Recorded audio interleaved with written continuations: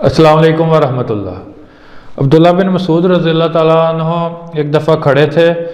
تو آندھی آئی، کچھ ہوا آئی تو ان کا تہبند اڑنے لگا،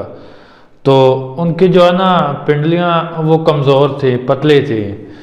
تو لوگ دیکھ کے ہنسنے لگے۔ تو نبی علیہ السلام نے لوگوں سے فرمایا کہ اس ذات کی قسم جس کے ہاتھ میں میری جان ہے،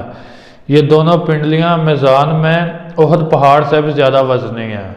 یعنی کہ لوگ جو ہیں وہ ہنس رہے تھے ان کی پتلی پنڈلیاں دیکھ کے، لیکن نبی علیہ السلام نے ان کے بارے میں فرمایا، عبداللہ بن مسعود رضی اللہ تعالیٰ عنہ کے بارے میں، کہ اس کی یہ پنڈلیاں یہ اللہ تعالیٰ کے ہاں یہ احد پہاڑ سے بھی زیادہ وزنی ہیں۔ وہ پتلی سی جو پنڈلیاں ہیں وہ صرف عبداللہ بن مسعود رضی اللہ تعالیٰ عنہ کی شان کو بیان کرنے کے لیے نبی علیہ السلام نے اس طرح سے مثال دی کہ یہ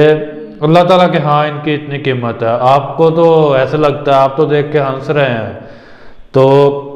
کہنے کا مقصد تھا کہ آپ اس کا مذاق نہ بنائیں،